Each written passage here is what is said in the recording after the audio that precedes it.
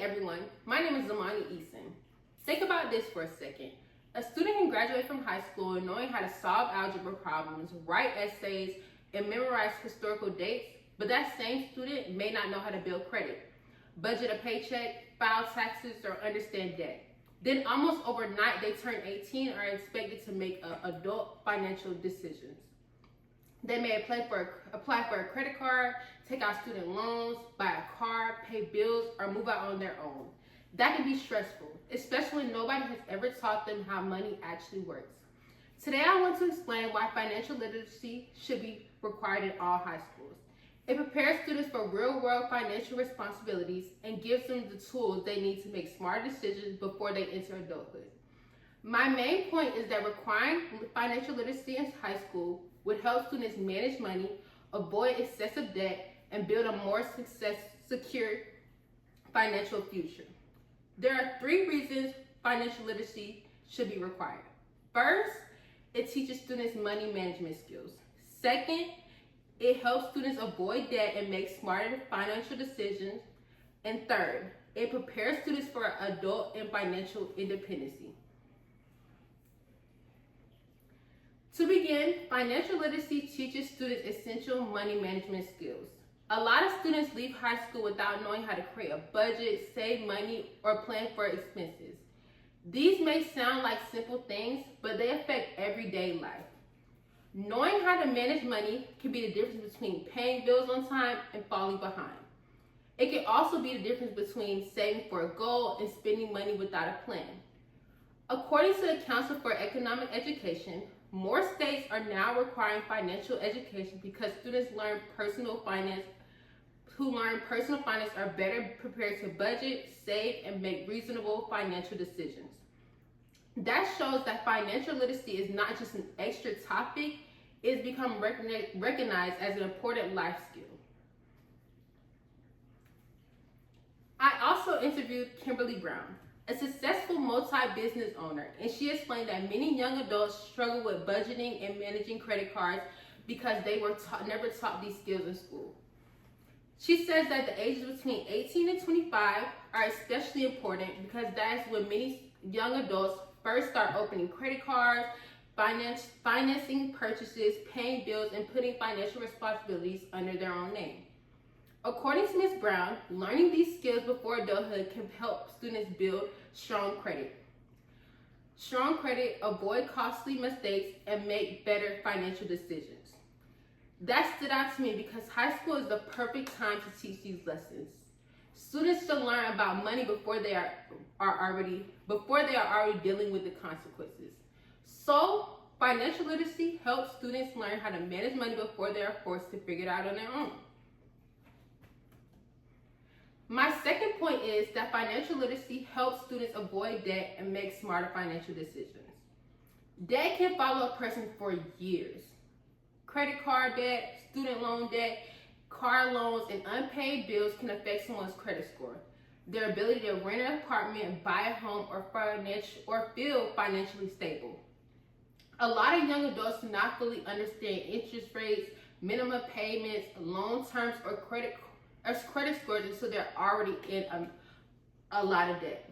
According to researchers in the Annual Review of Economics, financial education is connected to improved financial knowledge and better financial outcomes. In simple terms, when people understand money better, they are more likely to make better financial choices. This matters because many high school students are close to making major financial decisions. Some students will go to college and take out student loans. Some will start working full-time. Some will get credit cards. Some may buy cars or move out. If they don't understand how debt works, they may sign up for something without realizing how much it will cost them later. One common counter-argument is that parents should be responsible for teaching financial literacy, not schools. And honestly, parents do play an important role. Parents can teach their children a lot about money through real-life experiences. But the problem is that not every parent has the same financial knowledge, time, or resources to teach these skills. Some adults were never taught financial literacy themselves, so they may not feel prepared to teach it to their children.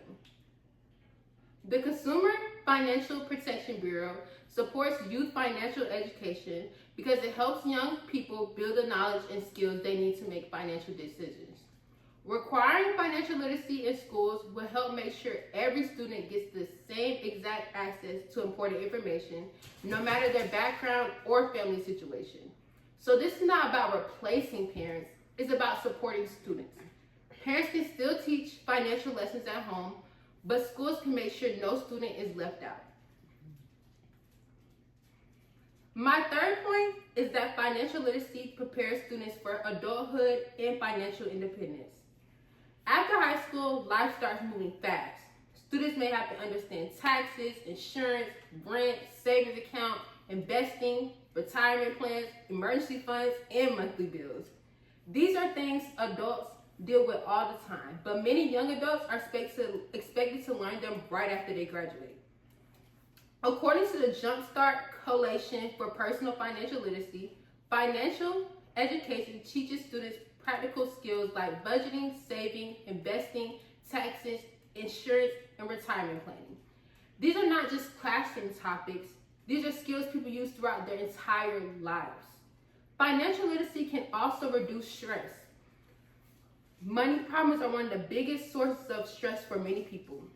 When someone doesn't understand money, they may feel anxious, embarrassed, or unsure what to do. But when students are taught how money works, they can feel more confident. They can ask better questions, plan ahead, and make decisions with more control. The National Education Association also explains that financial literacy can help reduce financial inequality by giving students important life skills before they become financially independent. This matters because not every student comes from a household where money is openly discussed. A required financial literacy class can help close that gap and give more students a fair chance to succeed. In conclusion, financial literacy should be required in high school because it teaches students how to manage money, help them avoid debt, and prepares them for adulthood and financial independence. Students should not have to learn about money only after making expensive mistakes. They should not have to wait until they are already in debt to understand interest rates, credit scores, or budgeting. They should be prepared before they step into adulthood. Financial literacy is more than just learning about money. It is learning how to make choices that can affect your future, your stability, and your confidence. If schools are supposed to prepare students for real world, then financial literacy deserves a required place in every high school classroom. Thank you. Does anyone have any questions? In what grade do you suggest financial literacy should be taught? I believe the age is between 14 and 15, so 9th grade. Okay, thank you. You're welcome. Any more questions?